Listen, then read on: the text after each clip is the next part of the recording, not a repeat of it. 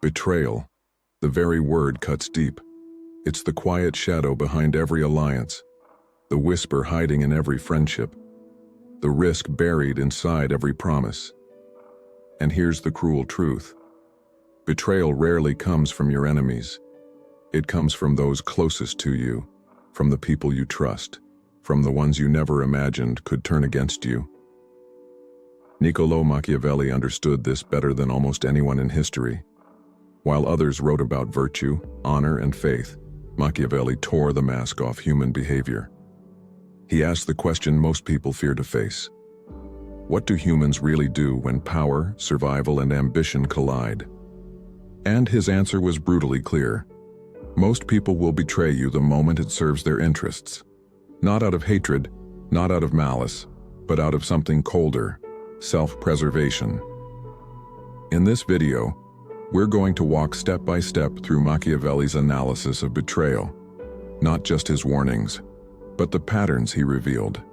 The subtle signs of shifting loyalty that show when someone is about to turn. And by the end, you'll understand why Machiavelli's insights, written over 500 years ago, still explain betrayal in politics, in business, in friendship, and even in love. Because the faces change, the costumes change, but betrayal never changes. Machiavelli doesn't begin with morality. He begins with necessity.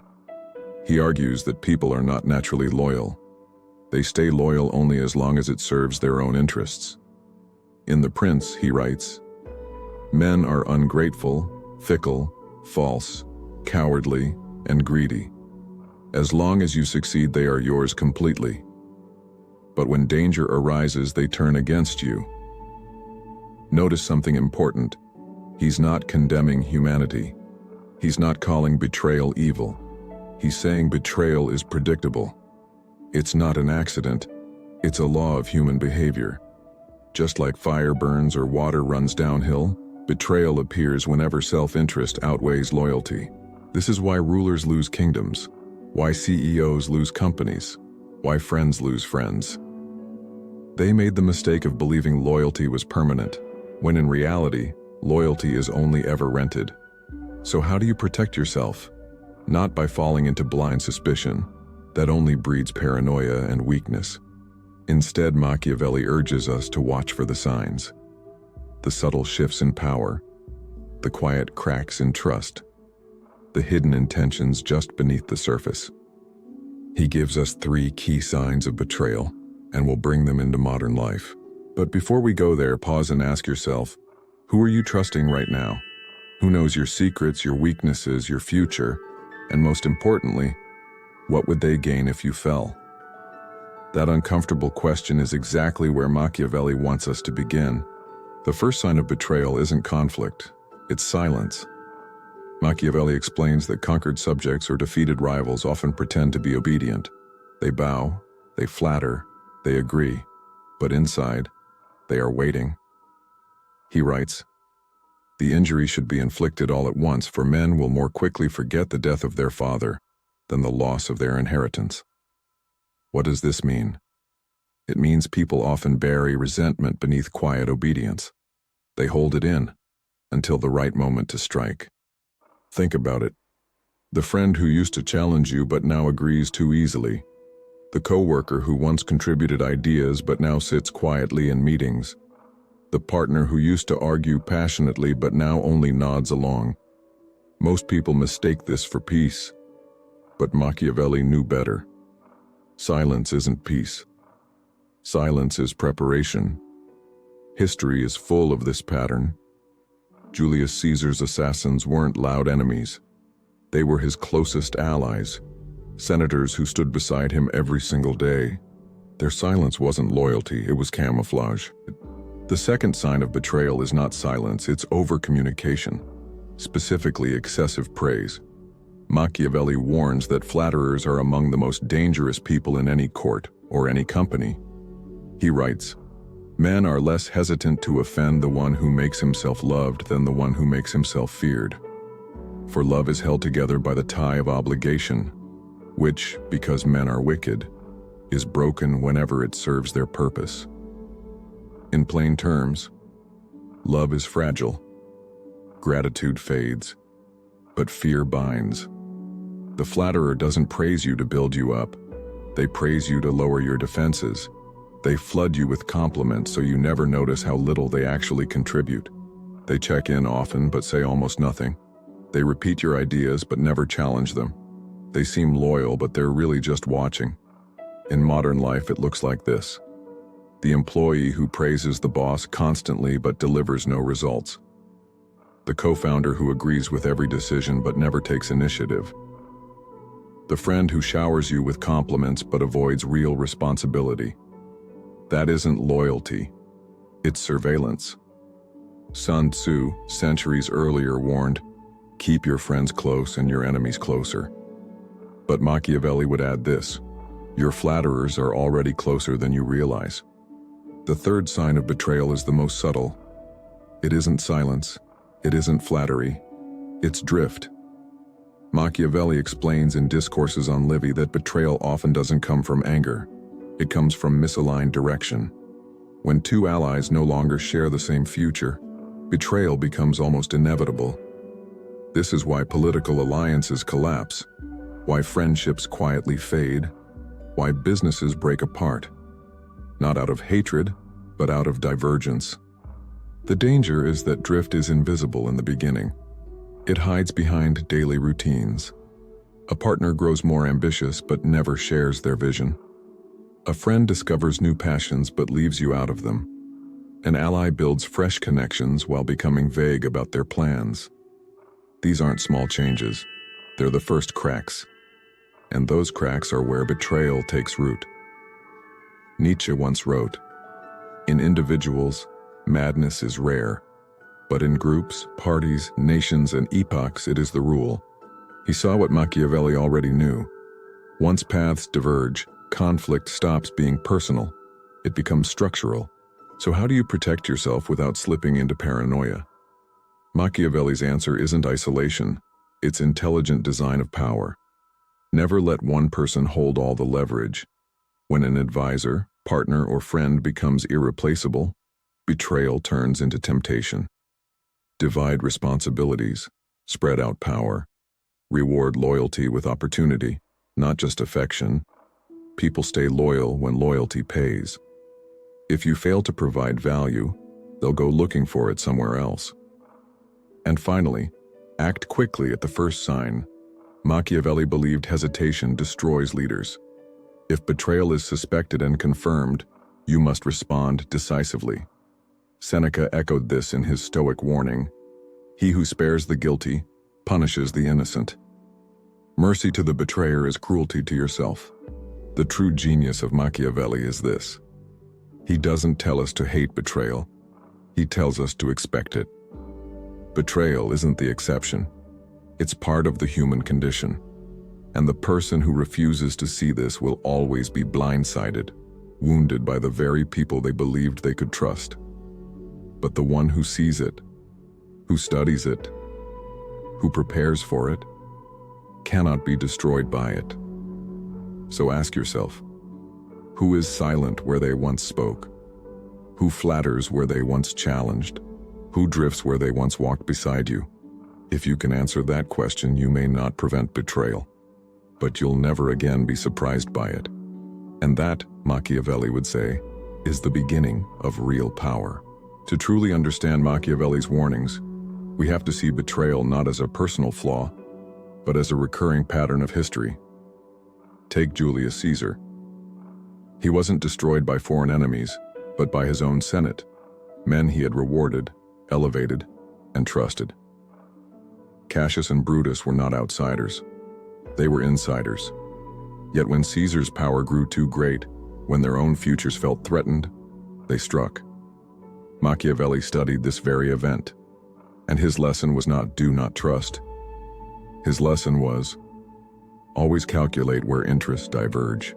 Now consider Alexander the Great. His empire stretched farther than anyone thought possible, but even he faced betrayal. Clitus the Black, his closest general, the man who once saved his life in battle, later turned on him. Or perhaps more accurately, Alexander turned first. When Clitus criticized Alexander for acting like a god instead of a king, Alexander, blinded by pride, killed his own loyal friend in a drunken rage. Here we see a second truth. Betrayal isn't always subordinates turning on their leaders. Sometimes it's leaders who betray the loyalty of their own allies first, and perhaps the most famous betrayal of all, Jesus and Judas. This wasn't about power, it wasn't about empire, it was about silver. Proof that even spiritual devotion, even love, can collapse when desire outweighs loyalty. History repeats this cycle again and again. Kingdoms don't fall because of outside armies. They fall because of betrayal from within. You may not be a king, a general, or a prophet, but betrayal still hunts you. In the workplace, betrayal wears the mask of politics. The colleague who shares your ideas in private but claims credit in front of the boss. The co-founder quietly building side projects behind your back. The investor who praises your vision while funding your competitor in secret. In relationships, betrayal takes subtler forms. The friend who pulls away when you rise, unable to celebrate your success. The partner who seeks excitement elsewhere, not out of hatred, but because their desire outweighs their loyalty. The family member who, in pursuit of inheritance or advantage, chooses gain over blood. Machiavelli would tell you, do not be shocked. Do not say, but they promised me. Promises, he reminds us, are written on water. People will keep them only when it serves their own interest. Here is Machiavelli's most dangerous insight. Betrayal often hides behind virtue. In The Prince, he writes, "Everyone sees what you appear to be, but few experience what you truly are." This is why the most dangerous betrayers are not the ones who openly oppose you. They are the ones who cloak themselves in virtue, honesty, loyalty, morality, while quietly sharpening the knife. Think of Marcus Brutus. He justified Caesar's assassination not as murder, but as the defense of the Republic. He hid betrayal behind patriotism, or in modern times, the politician who betrays his allies while claiming to serve the people. The CEO who lays off thousands while insisting it's to protect the company. Every betrayal wears a mask. Rarely will someone say, "I do this for myself." Instead, they say, "I do this for justice, for truth, for morality." Machiavelli's warning is clear. Never trust the mask. Always ask, who benefits? If betrayal is inevitable, how do we survive it? Machiavelli offers 3 strategies. First, build power greater than loyalty. Never rely solely on love, gratitude, or friendship.